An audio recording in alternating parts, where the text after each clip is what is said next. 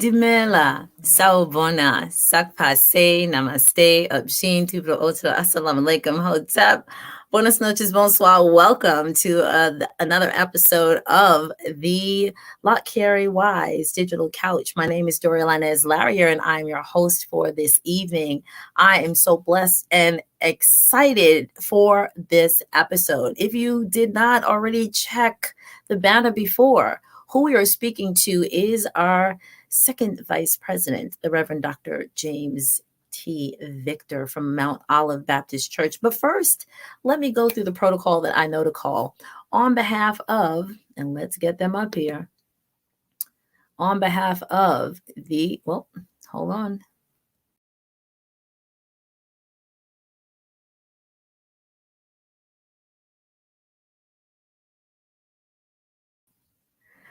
Our Reverend Emmett L. Dunn, who is the Executive Secretary Treasurer of the Lott Carey Baptist Foreign Mission Convention.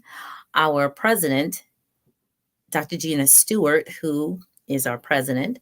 The first Vice President, who is Reverend Jesse Williams. The second Vice President, who's the person that's going to be right there, Reverend Dr. James T. Victor. And then of the Lott Carey Wise Women in Service Everywhere section of our organization, the president is the Reverend Dr. Angelita Clifton, first Vice President, Reverend Dr. Brenda McBurrow, and second Vice President, Sister Lynette Richardson. Before we get started, let me just orient you here. First of all, we need you to do a couple of things for us. First of all, because we're on a couple of different platforms, we need you to make sure that you follow us at Lott Carey TV on YouTube.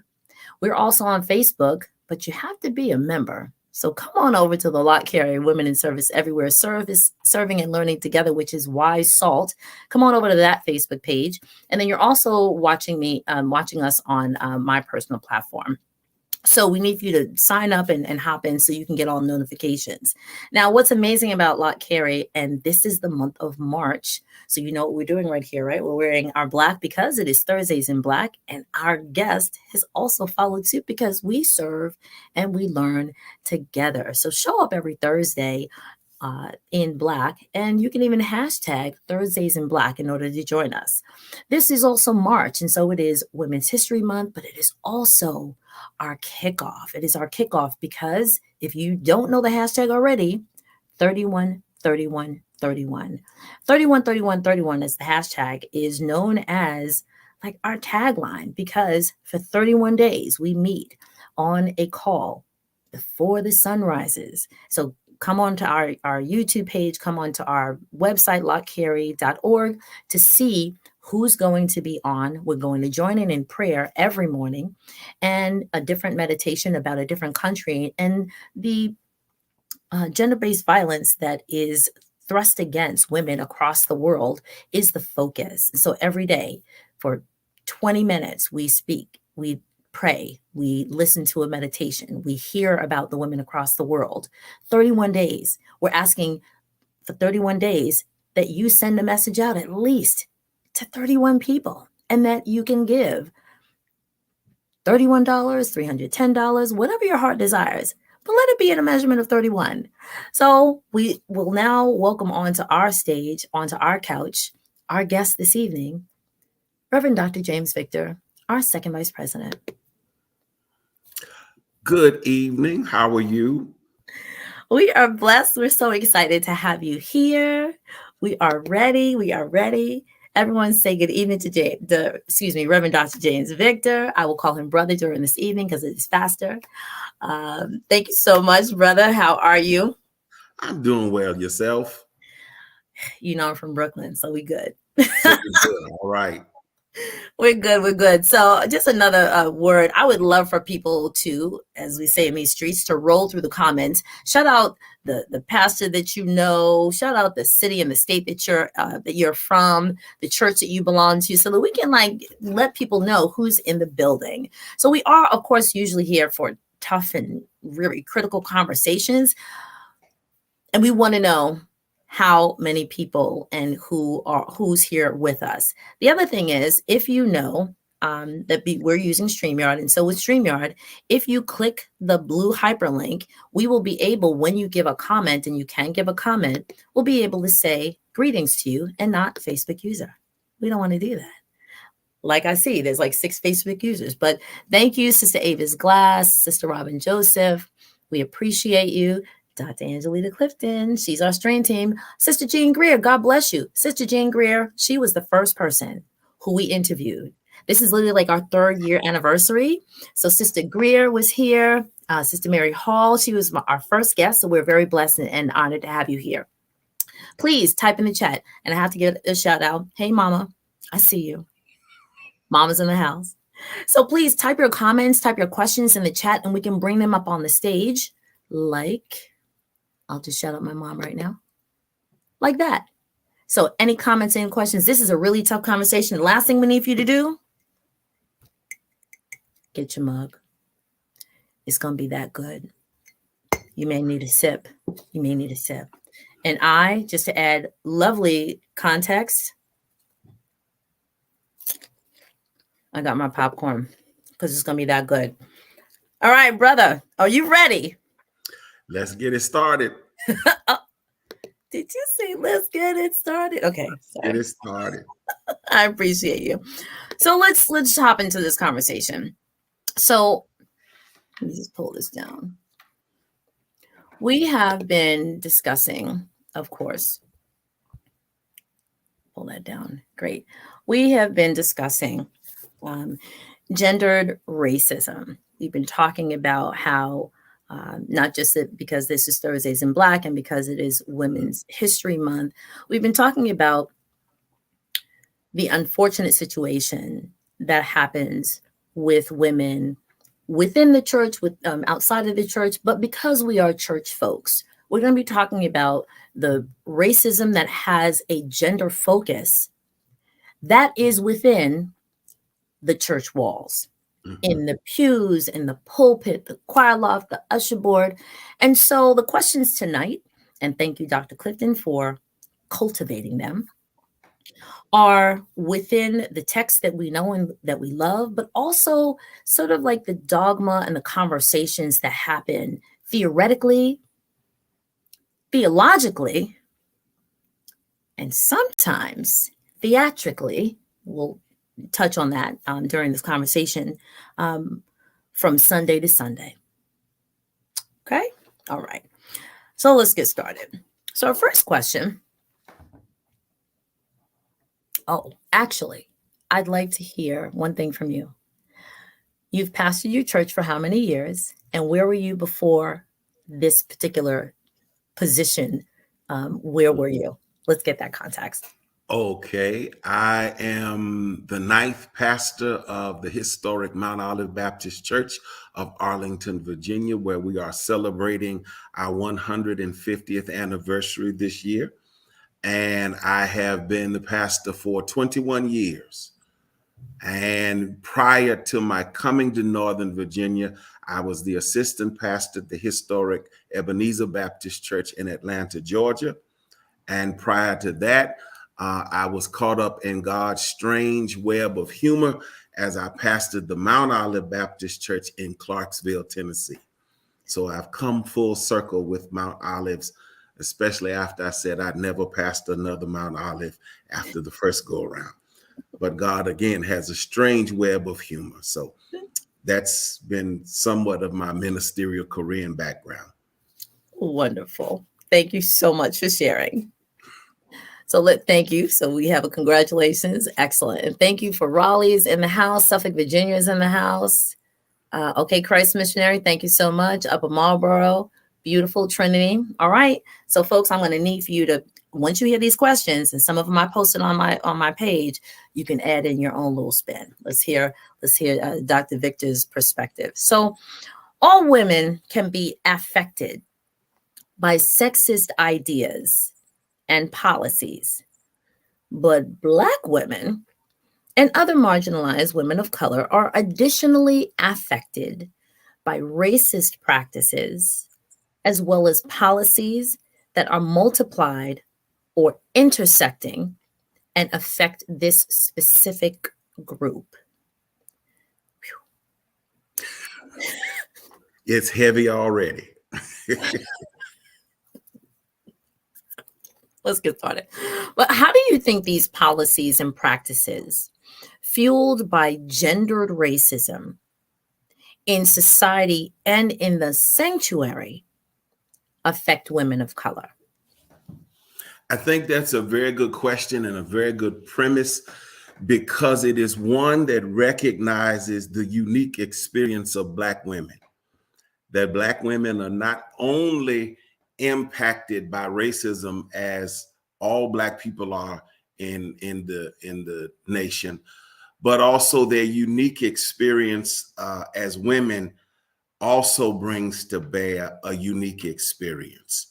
And so, Black women are then impacted triply by sexism, of course, governed by their gender, by racism, and then also those two intersecting factors often lead to a third dynamic of economic depravity and economic shortfalls and deficiencies. And so I think it's imperative that we open up this particular can of worms to look at from a societal point of view, as well as from an ecclesiastical point of view, how that impacts women. In terms of how it might make women feel, I think, as I shared with you earlier, sometimes it's important for men to listen rather than to speak. And so, I'm very much excited about our conversation because I'm going to learn just as much as I have to say. One of my mentors used to tell us all the time, there's a reason that God gave us 2 ears and 1 mouth, that we are to listen twice as much as speak. But I think it's important. And from a pastoral point of view, it is incumbent upon us as pastors, particularly men pastors, to at least be aware. We may not be able to connect at those levels where those intersectionalities collide, but it's important that we at least begin to be open to hearing, to listening from the perspectives of the majority of our congregants in the pews. So I think it's incumbent upon us to at least be open, and that's why a forum like this, I think, is so refreshing and so much needed, because we don't have those conversations often to hear how our sisters are impacted by gender, by race, by economics. So I think that's a critical piece. So we're definitely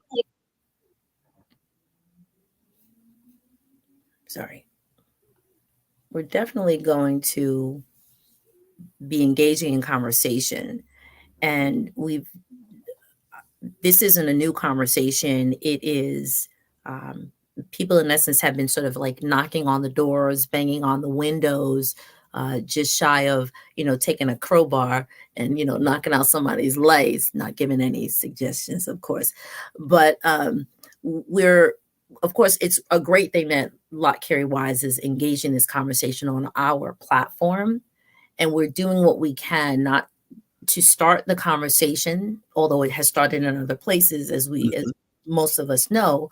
But we're trying to have enough of these conversations so that we can go from the "I'm listening to you, dear woman," to let's really look at how we can start to shift the thermometer, and shift the conversation from just the listening to let's do what we can to take some action. So yes, it's great that we're having this conversation, and one by one, we want to get more people on board so that we can say, hey, let's really look at our practices and look at what we're saying, doing, thinking, and believing about the role that women have, and how we as a church body are maybe either lifting the women up out or continuing to keep the hand on that presses them down. Mm-hmm. Okay. So is it important for the church to acknowledge the distinct differences between sexism and gendered racism? If so, why do you think it's important? Well, as I said earlier, I think it is necessary to make those distinctions.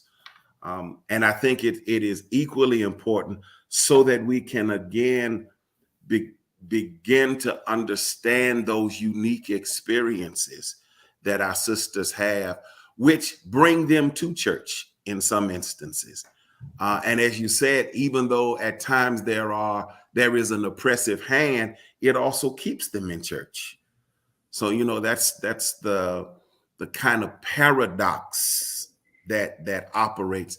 I think it was Jackie Grant who years ago in her famous work, Black Woman's Jesus, White Woman's Christ, that said the church is really female space where men are allowed to rule. And if we're not sensitive to the voice, the experiences of women, then we are not getting a full picture of God. Because often I think, perceive God in the pew and even in the pulpit for that matter, God through the way God works in the world. And if we only have a myopic point of view or perspective, or just a unilateral point of view and perspective without some diversity and inclusion, then we're not getting a fuller picture of God, because God works on the front end as well as the back end. And I think it's imperative for us to hear those female stories and to hear that experience so that we can see how God is at work in what I often call the interstitial spaces, in the cracks. Wait, hold on a second. So now I got to call my stream team. I need my stream team to do some work. If you ever see me put myself on mute and then go like this, it's because I'm literally looking things up and I'm typing. I need y'all to type in those things that you hear that are like aha moments. Just type in the chat and then we get to save the information and pull it out. So I just got the text, White Woman's Christ, Black Woman's Jesus, Feminist Christology, and Womanist Response. Jacqueline Grant. See, right there. Yes. There we go. Right there. So I typed it in the chat and I'll try to retype it, or somebody type it for me. Get the information, type it in the chat so we can add it to the conversation. Beautiful. So you said interstitial. Okay, look, I didn't go to seminary. Tell me what that is. That's not a seminary word, but I'm just saying. It simply means God works between the spaces. Yes. And so if we only have a male-dominated track, if you will, of understanding God, then we have an unbalanced picture of the divine. Part of the radicality of Genesis, even though it has been misinterpreted to some degree, is that in the first creation narrative, God makes male and female simultaneously in God's image. Which, I may be bordering on heresy here, but that means then there's some God, some male in God and God in male, and female in God as well. And that's not to reduce ourselves to an anthropological understanding of God, but that's how we conceptualize God, because God is so immense, so big, so mysteriously other, that we often have to then bring God down to our level just to begin to comprehend. And if that's the case, then we are narrowly focusing on an androcentric perspective or male-dominated perspective, then we really don't understand the other side of God, if you will. And again, God then is working in the spaces between the lines, often where it's blurred and complicated and difficult. And that's what we have to begin to uncover, to get a fuller picture. And I think it is in doing so, then we position ourselves strategically almost to help us form our faith at a deeper level. Excellent. Thank you very much. Thank you. So let's move on to the next part. So a 2020 study on leadership found that Black women are more likely to experience racialized and gendered role expectations above and beyond those of other leaders, which makes me think we have to work 4 times as hard to be considered 1/4 of the way good. How do you think that takes shape in the church? Well, I think you just encapsulated and summarized it. And as we talked earlier, I can take this in 2 lines of reasoning. One is women are then just summarily dismissed and disregarded for certain leadership roles because of their gender. So it's gender ostracism. And that in and of itself is disqualifying. But when the pendulum swings the other way, or if we look at the flip side of the same coin, then as I alluded to earlier, there's this level of exceptionalism. As you noted, then we have to work as we're taught in a certain generation. You got to work twice as hard to get half as far. And then, as you just said, for women, that's exacerbated by their gender, so that you got to work 4 times as much to be considered a quarter of a value. And so I think those undue expectations then can become an onerous albatross that's unnecessary for qualifications for leadership. Rather than looking at merit, gifts, abilities, and capacities, then we're talking about gender and how that disqualifies. And I think if we start looking at and measuring people, particularly in church, according to their gifts, and I don't know that we do that enough with men or women. You know, oftentimes in church, leadership is a popularity contest. And it's, well, I had it for 3 years and you can get it next. Or I'm tired, you take it over. And then we put people in positions that don't have giftings for leading, don't have inclinations for the areas that they are required to lead. And then that just creates a real kind of sloppy mess. Because then we're not going anywhere. Church is not progressing. A hot, holy mess. You said that, I did. But we're on the couch, so we got a level of transparency. Yes, we do. All right. So why? Well, I think so.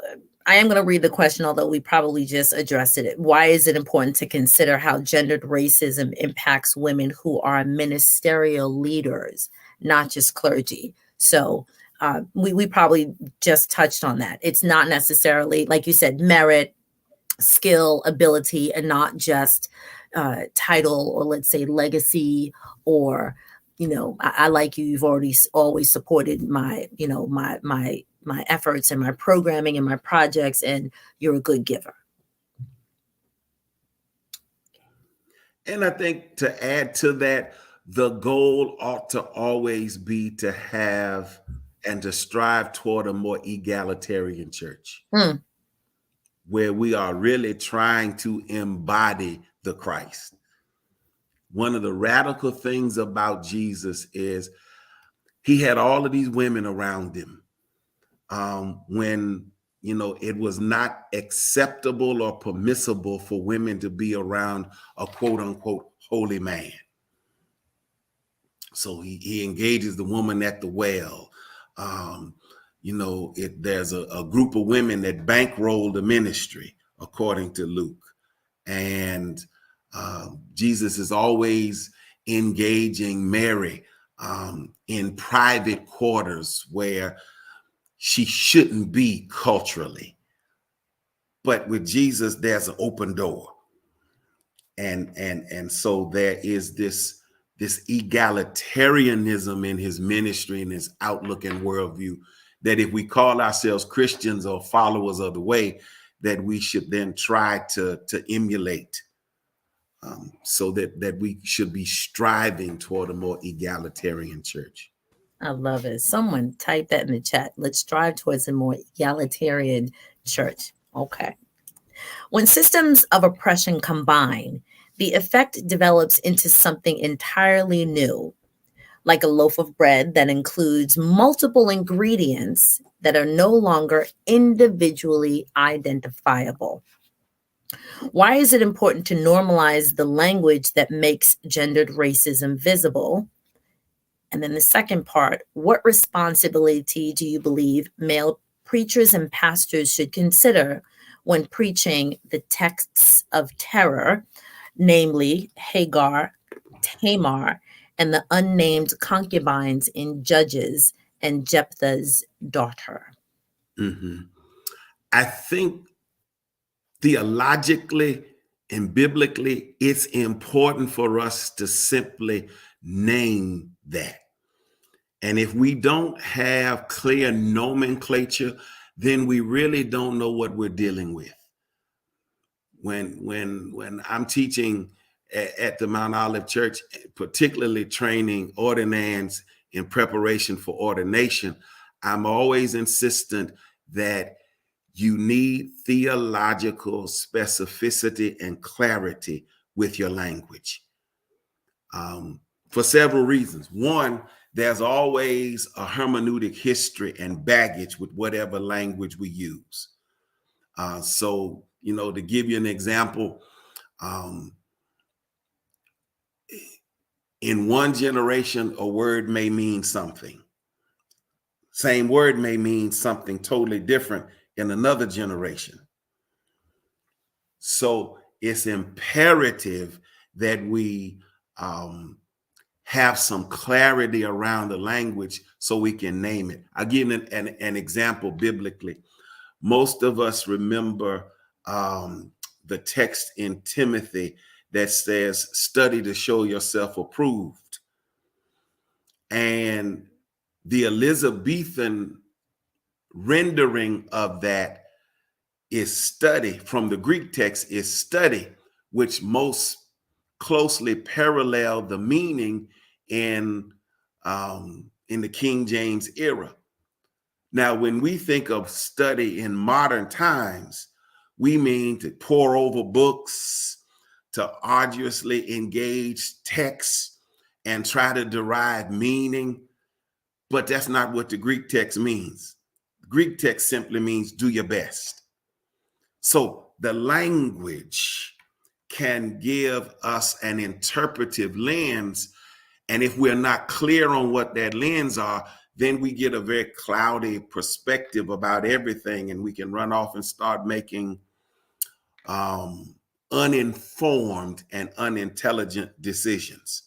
So being able to name what we're talking about, which is racialized and gendered violence, that becomes critical, because if we don't name it, then silence can become an aid to confusion.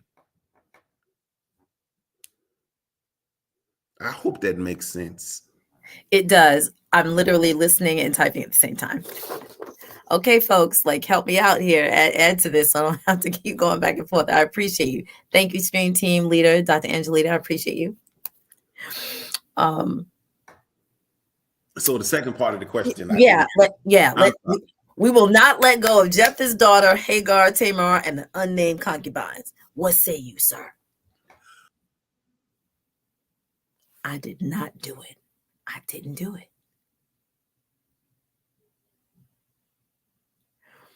Come on, church folk. You know exactly what I'm fitting to say. Say it with me. Roll it in the comments. The devil is a whole lie. We gonna figure this out. Here we go. Okay, he back. Sir, Technology. I said, roll through the comments. I said, church folk, you know exactly what happened. The devil is a whole lie. No, he will not have this. Let's go. We ready. And I'm gonna sit back. So Okay. we have to name that terror, the violence that's perpetrated against women in those particular texts and in general. What responsibilities do male preachers have? I think the first responsibility is to have the courage to teach and preach the text. Because again, silence in some respects is consent. If we don't name it, if we don't call it out, then we have in some way tacitly endorsed it. And so I think just having the courage to do so. And admittedly, these are texts that a lot of people run away from because it's hard to appropriate them. They are complicated texts and they run counter to almost everything that we view as holy and good based on the Bible. Yet, as Walter Brueggemann says, though they are difficult, they are still scripture. And we have to wrestle with them as scripture. So the first thing is just to have the courage to teach and preach them. The second thing is, though they are complicated texts and though they are difficult texts because of the outcomes, because of the violence, because of the scapegoating, I think then it's important to not only have the courage to teach them and preach them, but to then do deep dives in our exegesis, not to redeem the text.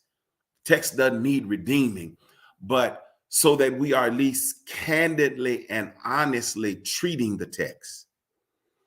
And then a part of the African-American experience with the Bible has been a playfulness with the text, so that in our being critical of the text, we can then be playful to hopefully find some gospel in the text. Though it may not be there on the surface, may not be there at all, and just acknowledging that. But it becomes important so that we can at least, again, as I said earlier, name the phenomenon. This is terror. This is violence. This is scapegoating. These are difficult texts, and there's very little good news in them, if you will. But a deep dive into the text may find some way of pulling that out. Okay. Let me just and then again, don't be afraid to be critical of the text. So let me just read this comment. It's important not to use the gospel to gaslight women about their lived experience, past and present. So some of you may have seen my face and I was like, what? But I think it was at the moment that you were saying, maybe it was when you were saying like as African Americans, I was trying to rethink the word, let's say morph or manipulate or massage the text to find some, and if you use the word playfulness, I'm not really sure what the context, but in essence, to try to find some hope. And I think maybe that's where Dr. Clifton said, in essence, yes, name it, make it clear. Don't try to like sugarcoat it. Right. I was about to say, or gloss over it. Right. I was about to say whitewash. And I'm like, no, we don't want to use the word whitewash, but right. Like, no, we Black folk. So, right. But yes, there tends to be like, oh, like we won't address it or it's not important. But yes, then there are women who feel that subjugation, and it may be literal, it may be figurative by the conversations that are had or not had from the pulpit to the pew at this. And so they feel this sense of Paulo Freire calls, in the pedagogy of the oppressed. It's not necessarily just a racial issue, but it could be a gender issue. And in this situation, it's both race and gender. And then you added economics. And so all of that lends itself to, as you said, women are not supposed to, let's say, be around a holy man like Jesus, but that was his biggest crew. Those are the people that fueled and financed and fed. Somebody type that down. I did not mean to say that, but it's good and it's true. Good alliteration too. Thank you very much. Wait, excuse me. High five. Thank you very much.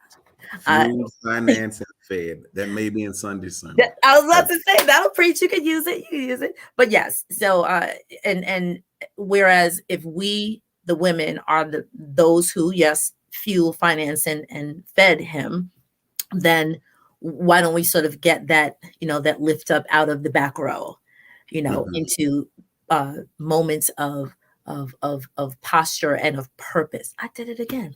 All right, here we go. Let's move on to the next conversation. So gendered racism includes being erased.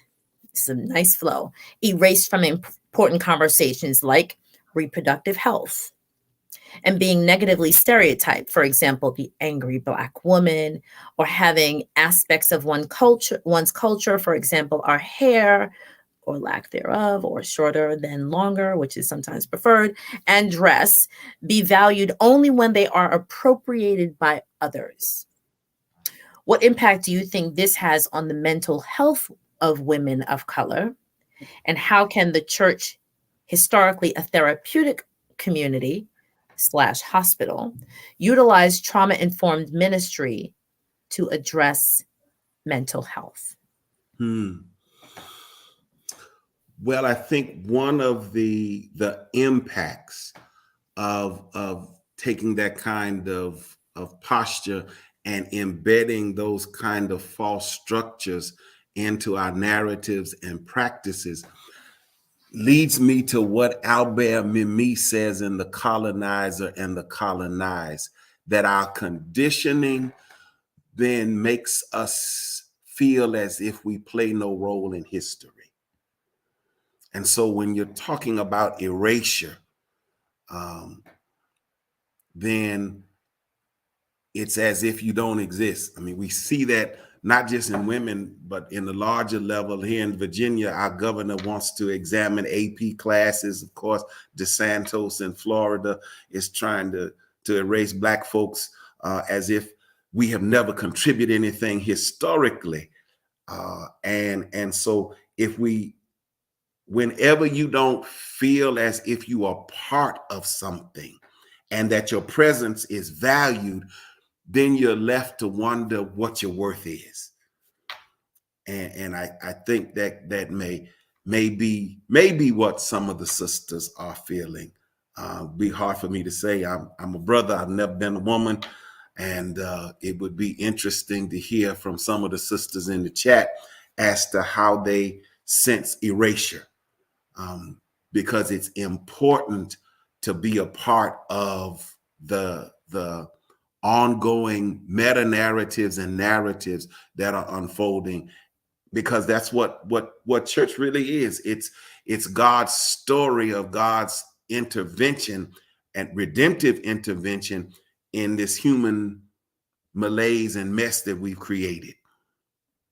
And if the sisters are not there, where are the sisters? Did the sisters matter?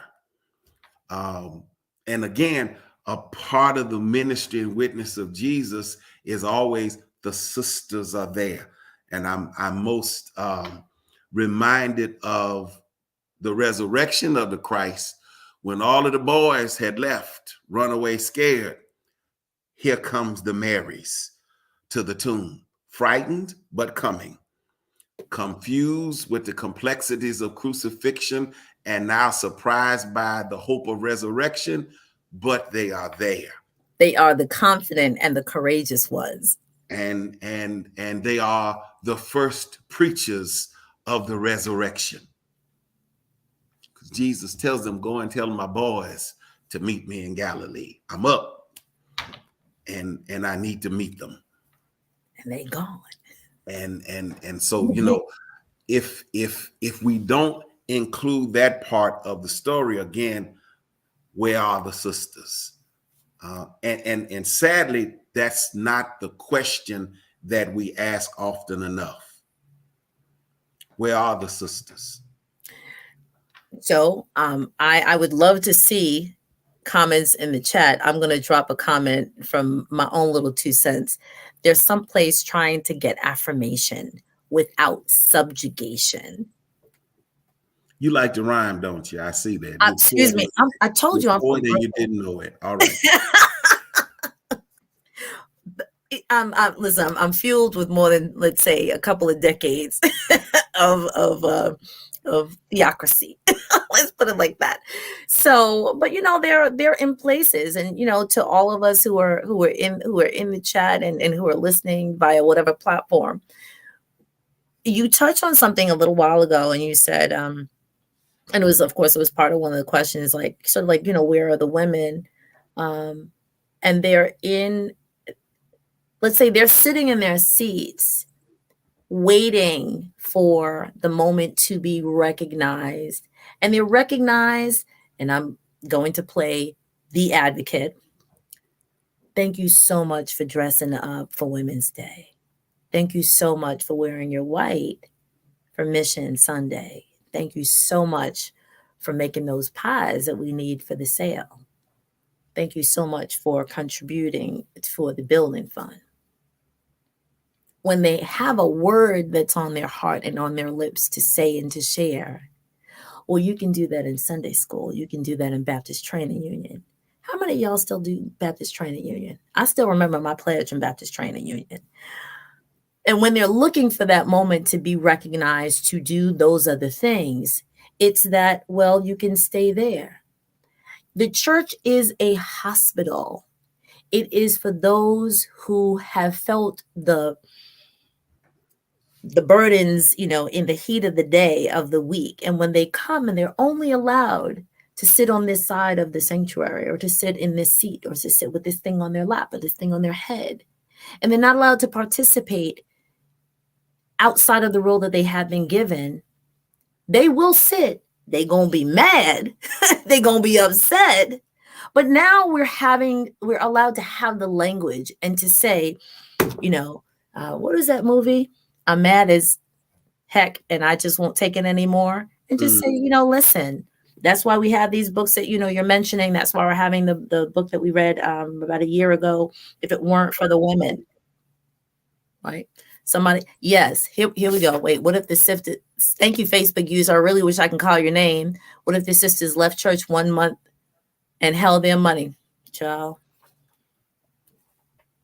the lights will go out. More than the lights will go out. That mortgage will not get paid. Not only would the physical lights go out, but the light of presence of divine presence would go out.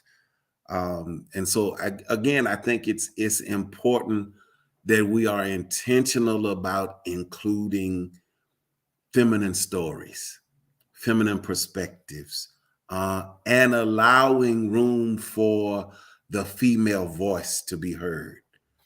And I think I learned this from one of my seminary professors, Dr. Miles Jones, who taught us homiletics at Virginia Union. He would always encourage the women preachers in the class to be their authentic selves. He said, you don't have to hoop like men. Sometimes God whispers, and we need to hear the whisper as well as the hoop. Question, is this writing of God? Right? I'm not certain. I'm sorry. Book by Dr. Miles Jones. Did he graduate from University of Texas at Austin? No. Okay. So, all right. I'm just looking. Survival of the Hebrew Gospels. And no, Dr. Jones only wrote one text that we know of called the Preaching Papers, which were his lectures at the Hampton Ministers Institute. That's the only thing that we know of that he wrote. Well, he did write a poem Got called it. The Cross Before Christmas. Born to Preach. Mm-mm. Um, Professor of Homiletics at Samuel DeWitt Proctor School of Theology at Virginia Union. Yes. Okay, the preaching papers. Got it. Okay. I'm just Miles Jerome Jones, but he would say in a way, in his own effort of encouraging the sisters to find their voice, to use their voice, you don't have to emulate that of men. And in fact, if you're a woman and you're a hooper, then be a woman hooper. But the standard for preaching doesn't have to be the hoop, and you don't have to feel compelled to acquiesce to that standard. Again, there is a level of authenticity, and whenever we are authentic in whatever we're called to do by God, that's the most important dimension, because God always works through personality. Whether it's dry like mine or ebullient like yours, God always works through personality. You're not dry. All right, let's continue. Thank you. So studies have shown that gendered racism has a significant negative effect on adult women who have had their identities affirmed. What impact do you think it has on young girls who are still formulating their sense of self, their racial, and I'm going to add, and gender identity? We're going to take this in two parts. Go ahead. Okay. I need for you to unpack the premise for me. Sure. Okay. So I'm going to repeat and then break it down a little bit. So studies have shown that gender racism has a significant effect on adult women who've had their identities affirmed. So let's pause right there. Okay. So given the structure of the Black church, and this goes back to, let's say, the pies, the usher board, the missionary society, the Sunday school, the BTU, you can be there. When it comes to the heavy lifting, that's a man's job, right? We got to pull up that's a man's job. We got to, snap our suspenders. So how, given that, so the affirmation of gender identity of the Black church has been women have their part of the sanctuary, men have the front. Okay, now I understand the question. So their identities, women's identities have been affirmed, but only in certain particular ways. Yes. Okay, because when I read the question, I was like, that's paradoxical, almost contradictory.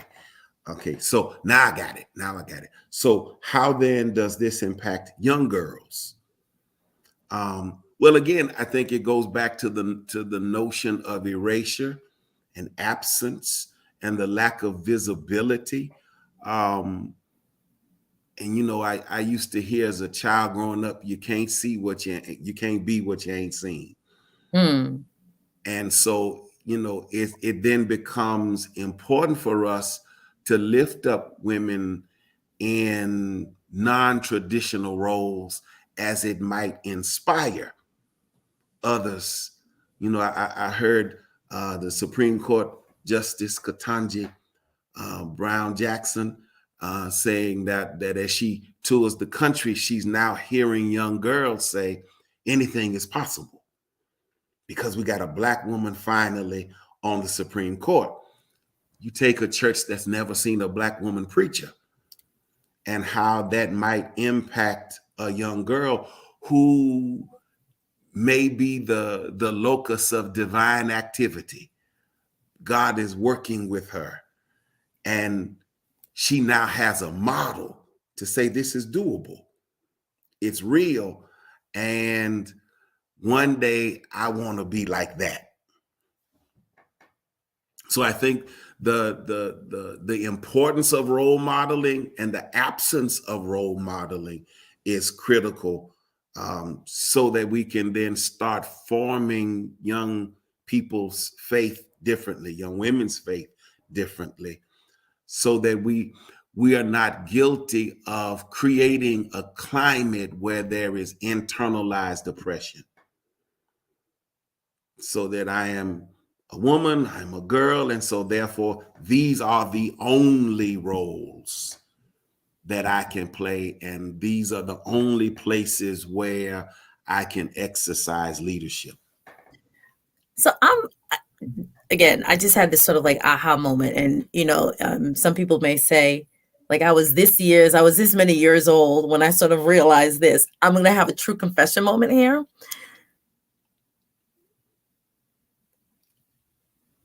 How do children see God as the Almighty when in the world, in the universe, there is a duality?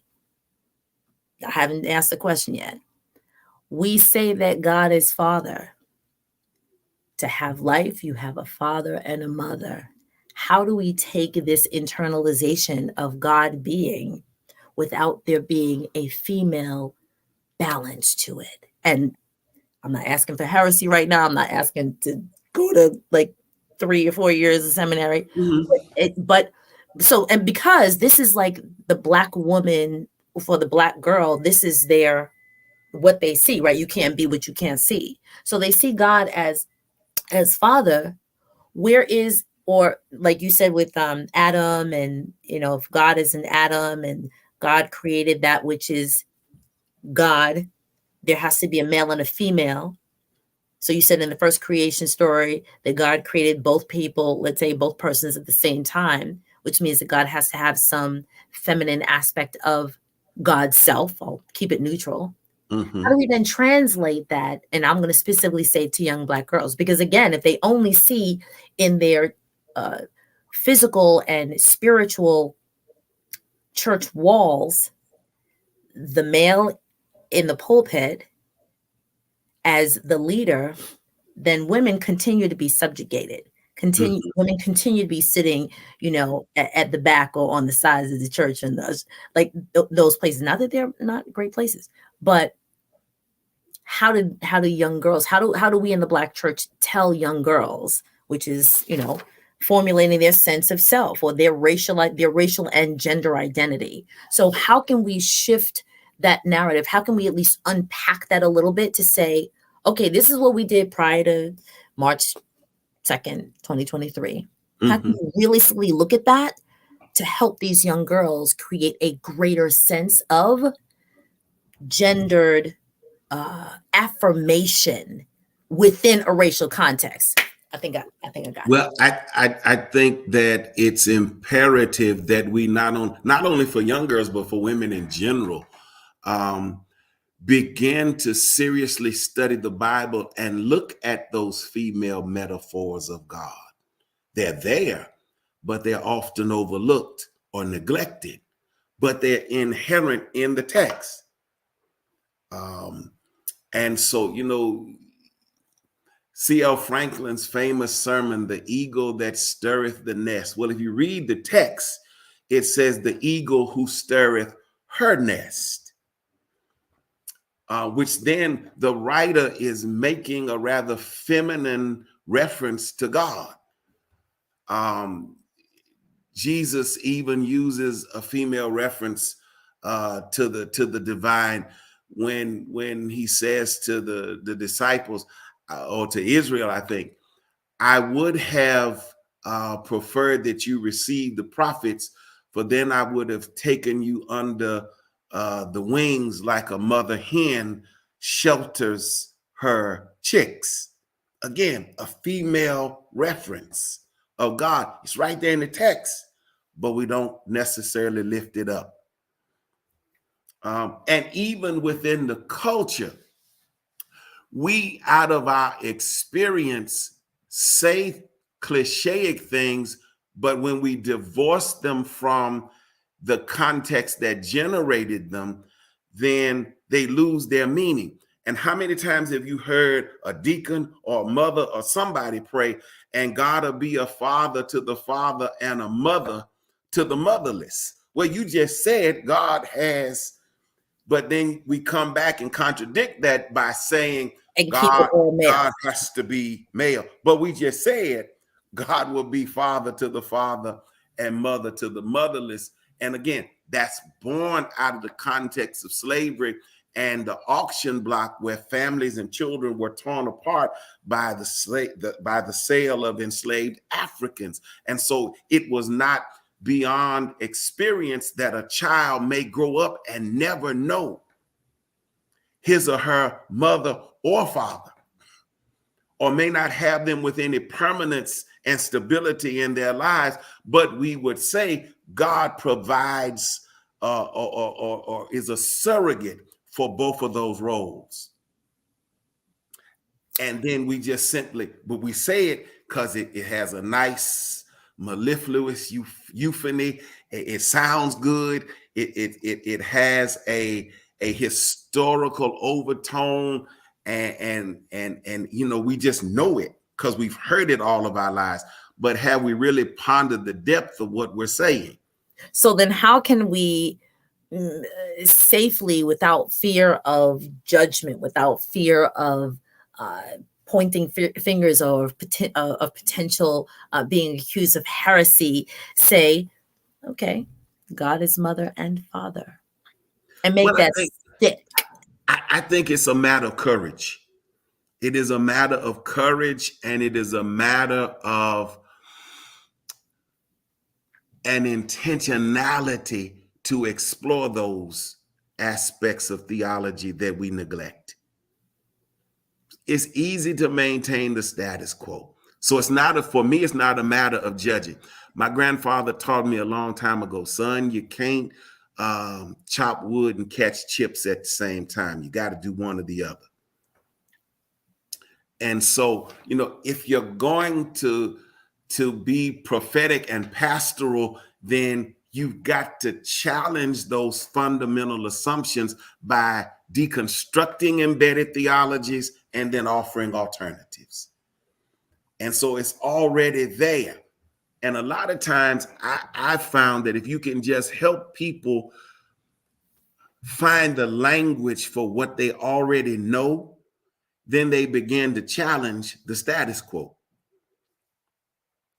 If you can just give them the language and give them the courage to question, to be analytical, then it's not as difficult as we might imagine. Okay, folks, so you heard it here. So moving forward, if you have not utilized the phrase that God is father and mother out loud and not just in the recesses of your prayerful mind, he said we can do it. We do it. What? We just don't understand. We don't really understand what we're saying. And if we just stop for a moment to think about it. I mean, I learned a long time ago, there's always truth in cliches.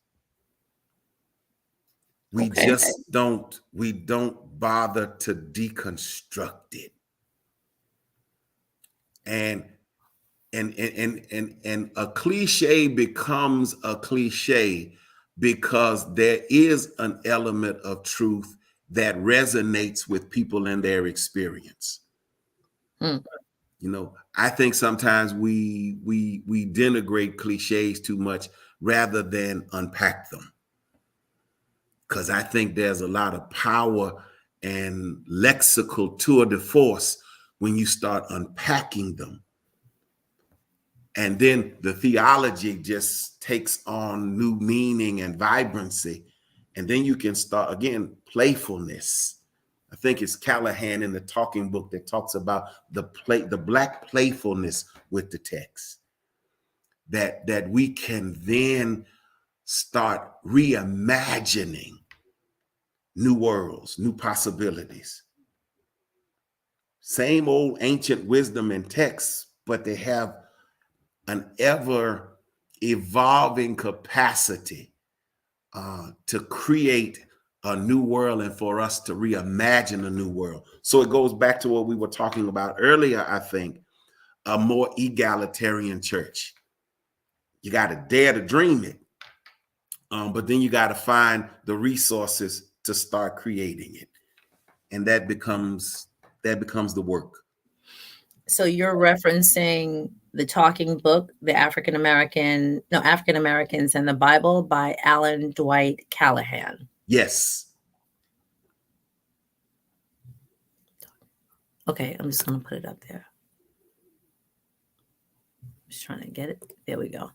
Because I want people to know of these texts. There we go. Callahan, the talking book. Great. So we do have 2 comments that I do want to read up or put up. And so thank you so much, Dr. Clifton, that in Lott Carey Women in Service Everywhere, we have been building a new vocabulary in WISE since 2019. Praise God. Sister Catherine Cummings, that's good, Dr. Victor. It's a matter of courage and intentionality to what the text says. You have to deconstruct embedded theologies and reconstruct it with language that folk already know to be true. Thank you.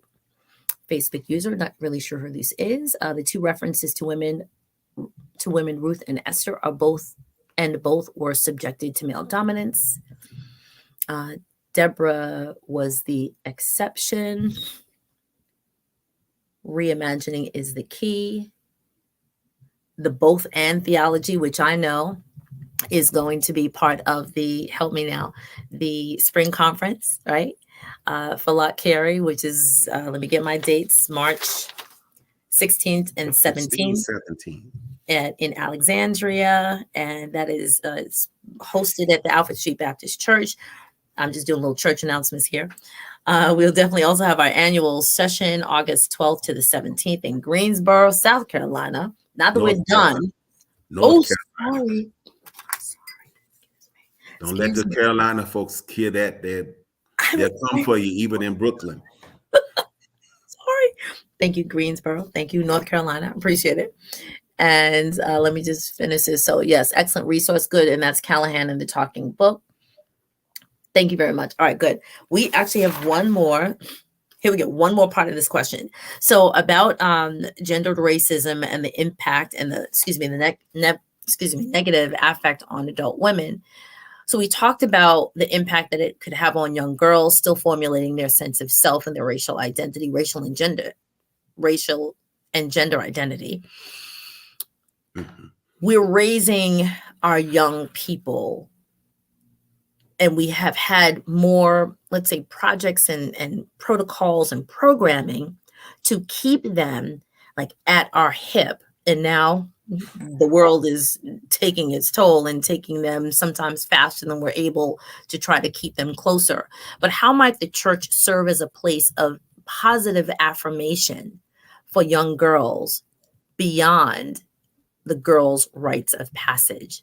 So first, actually, we have to think about what do we do for young girls in terms of their, whether we hold on to like traditional rites of passage programs, and within the Black church, to my understanding and participation, it has been through, let's say, a cotillion while they're, let's say, upper elementary, middle, high school, or that rite of passage. But what else can we look at to add, given this gendered racism, to add, or maybe what have you read or thought or saw or experienced where young girls, you're a man, so you're thinking it probably from a male perspective, but how can we add to that, add projects, programming, protocols, practices, so that young girls can have a rite of passage within a balanced ethos of gender equality or gender elevation, particularly for Black women, so that they can be more like the Judge Ketanji Brown, or more like, or have more of these women, like Dr. Miriam Cloud Bethune, shout out to NCNW, or Dr. Janetta Cole, or, Dr. Gina Stewart. Come on, we can roll through the comments. But what can we do in our Black church in order to add more from the cradle through college and then? I don't know that programming is the key to this. I think it requires an intentionality in creating leadership opportunities. And that's where you cut your teeth on how to be in church, if you will.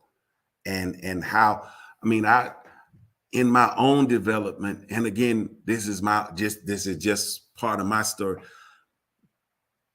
And whether it was right or wrong in my little country church in the country, they had me teaching Sunday school at a very young age.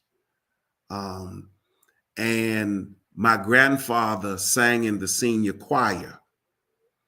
And even though I was technically not saved at the time and hadn't been baptized, at 5 or 6 years old, I sang in the senior choir. So when my grandfather stood up to sing a solo, I stood up to sing the solo too. Now, the rule was you weren't supposed then, because I'm old now and I'm old school, you weren't supposed to do anything unless you had been baptized. I don't know that I was an exception, but when he stood up to sing, I stood up to sing. How did that for me? I know the hymns of the church now. And to this day, I know a good many of them without the hymn book. That's faith formation. But it was an opportunity for leadership. And it wasn't programmatic. It was just an intentional nurturing to give me opportunities. Take that and apply that principle or that ethos, to use the word that you use, and look at ways in which we can then intentionally give opportunities for our younger sisters to lead, and lead not just in those areas, as we talked about earlier, that have been traditionally assigned and affirmed for female leadership. So, you know, we used to have a junior deacon program. So what if we were to have some young sisters in the junior deacons program?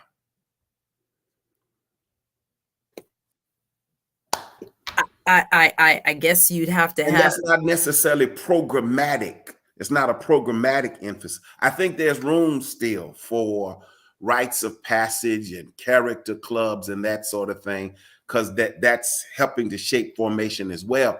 But if there is just a general attitude of fostering leadership opportunities, you know, how many times in our churches does someone get a leadership position and maintains that position for 40 years and never is intentional about training a successor, or is never intentional about, even if it's not succession planning, teaching persons how to do what they do? I heard Dr. Adam Bond, who was a former professor at Virginia Union, say that in one of his pastorates, they selected young men to lead the devotion. And they had these 12, 13, 14-year-old boys singing hymns like old men. And so there was an opportunity to lead, but they wanted conformity. They wanted to make them in their image rather than giving them opportunities to lead and let them be the hip hop generation that they are. I think maybe that might be one way that we could reverse some of the trends, be intentional about creating a nurturing environment, and then allowing the sisters to do what the sisters do in the way that the sisters can only do. So I'm going to hold on to a tiny bit of tradition. There's nothing like a good hymn. Nothing like a good old hymn. Whether it be, you know, like the church is one foundation, Jesus, the light of the world, pass me not, O gentle Savior. I'm trying to think of some other ones. Anyway, and so to an extent, let's say you're standing up with your grandfather to sort of sing, you know, the old hymns of the church. There's a place for them. I'm not necessarily throwing the baby out with the bathwater, but I am trying to intentionally say, how do we speak to our young girls. And I'm glad that you talked about faith. Let me see, faith. And thank you, Dr. McBurrow. Faith formation. I'm going to put this back up, and creating leadership opportunities. And so, yes, let's hold on to some of the tradition, make room, yes, for leadership opportunities for our young girls, for the women who are literally just trying to get noticed, and, you know, be upfront with their authentic female womanist, whatever the terminology is, voices. And like you said, they don't have to hoop, but if the hoop is in you, then go hoop, right? But get the word out, right? It's not about how the message is delivered, but it's the message in and of itself. So our young girls, if they are now seeing a few more great women, you know, step up out of the side pew and down the center aisle, and maybe not just down at the below the pulpit, but on the pulpit, or they're being encouraged to take on leadership roles that were previously held by their male counterparts. But the theology within has to also level up. So as we are becoming more courageous and confident about saying, yes, God, the divine, does have male and female characteristics, because God is the all in all. You can't be all in all without that female part. Can't. Whether it's science or human nature, there is no life without women. There's no life without women. And start saying that to young girls. And also, not just, let's say that Judge Ketanji Brown, but the churches we know it. It's not like, oh yes, because sometimes there are some side jokes that are thrown, and this is in a multiplicity of churches, and we've thrown them here. Yeah, if the women left the church, the lights would go off. But to hear that from a young girl's perspective, so in their mind, they could be interpreting like, so you mean if I don't show up, this church can't continue? Where the brothers at? What they knowing? So you mean I'm needed? But I'm needed, but do you need me? Do you need me? Do you need my voice, or do you just need my money? And sometimes those conversations get sort of like you said, cliche, right? Those cliches are tossed. And you also said that there is meaning behind it. There's truth behind it. Don't just use us literally and figuratively for the financial pleasure, for the, to fill the seats, but use our voices, use our words, use our hearts. Let us speak that which comes from deep within, so that it can make sense for all of us. Not that I'm on a rant, but I'm just trying to add to this part. Looks like the soapbox is getting real tall to me. Let me just read these last comments. So thank you, yes, Dr. Angelina Clifton, for the laughter. Appreciate it. Sister Peaches Evans, I concur, female positive nurturing mentorship so they can mirror us. Church elders have to change their way of thinking and doing things, younger leadership. Last comment, biblical mentoring helps to empower all women. Amen and ashe. Dear sir, I finished the questions on my sheet. Do you have anything else that you'd like to say? Or if there's any comments from, our lovely peanut gallery here? You have raked me over the coals enough. I think that's adequate. Thank you for having me. It's been a wonderful pleasure and learning opportunity. Y'all have stretched me. And hopefully I said maybe just a modicum, a little teenagey something that helped y'all to reformulate some things as well. We learn together and we learn better when we learn together. Amen. Amen. Dr. McBurrow, thank you. Intentional nurturing and mentoring environment while encouraging authenticity. Dr. Angelita, Dr. James Victor, we appreciate you for your transparency and authenticity. We are grateful to you. I do want to say, as just we're wrapping up, and then we'll have a couple more church announcements, that if these conversations are definitely supposed to be thought-provoking, they are supposed to be brick breaking, mortar breaking. They are supposed to push the envelope. And so sometimes, yes, they are deep and heavy conversations. I try to add a little comedic bit so that it's not so, heavy. But for our churches, for the church universal, to move forward, the conversations need to shift so that, particularly in this venue, that the voice of the woman, the power of the woman, but also the structural racism and gendered racism that continues at this moment. But by having these conversations, they will not continue because we're getting more people involved in the conversation, engaged in actively shifting the narrative, adding more contextual or historical context and construct so that we can, when somebody throws a little cliche, we can say, we're not going to do that no more. This is how we're going to address this. This is the terminology for this. Guess what? What you're saying and doing is gaslighting. And you got to stop because it's hurting. Oh, I was just playing. You may be playing, but you're actually continuing to keep emotionally and psychologically women in a place that is a subjugated place. And it's wrong. That's what we're doing here on the Lott Carey Wise Digital Couch. Last church announcement. Yes, it's Thursday in Black, and I'm wearing the Jumping for Justice shirt from last year, May 13th, 2023. Get your ropes out because we're going back to New Jersey to do some double dutch. Make sure if you are able to go let me get it straight, Alexandria, make sure you're at the spring conference. The registration opened today, I believe, or maybe yesterday. So please go on the Lott Carey website and sign up. We would love to see you there. And if not, yes, J4J 51323. And just for the record, it's a very special day for me. Wink, wink. If we don't see you at the spring conference, we definitely want to see you at the annual session, August 12th to the 17th in Greensboro, North Carolina. For the next 29 days, we will be on the 31 days of prayer.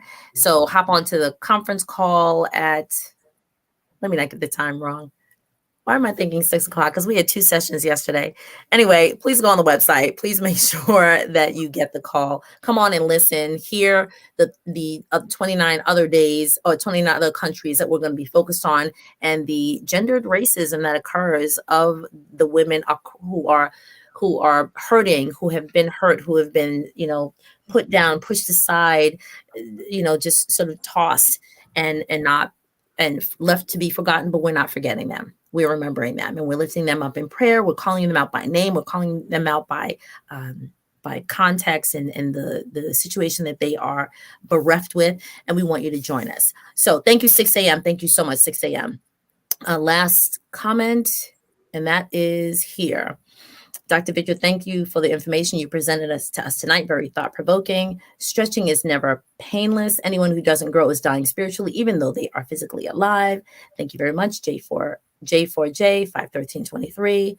And thank you, Dr. Angelina. I appreciate you. Thank you for tonight's Digital Couch Conversation. Much to chew on. Bless you. May God keep you, and let's see you on the next go round. If you have other suggestions for other people, please give it to us. Dr. Victor, last comment. Let me give you one other text that might help and might even confuse. There's a wonderful book called Violence and the Sacred. And we referenced some of those horror texts earlier. The author is a French philosopher by the name of René Girard.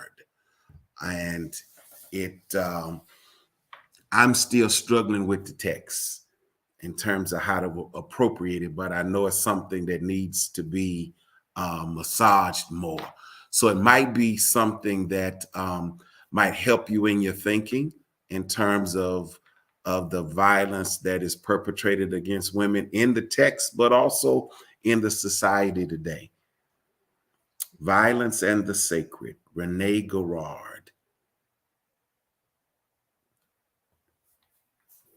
Got it. I just want to make sure I'm doing it right. Right. Violence and the Sacred, Renee Garrard. I'm just going to show it. That's what it looks like.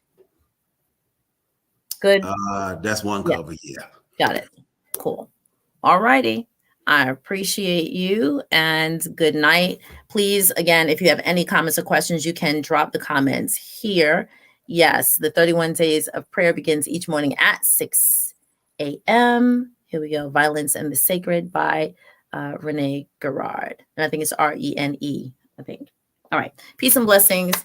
I will see you all on the next go round. Please hold for our outro. I love you all, and we want you to be a blessing to other people. Okay?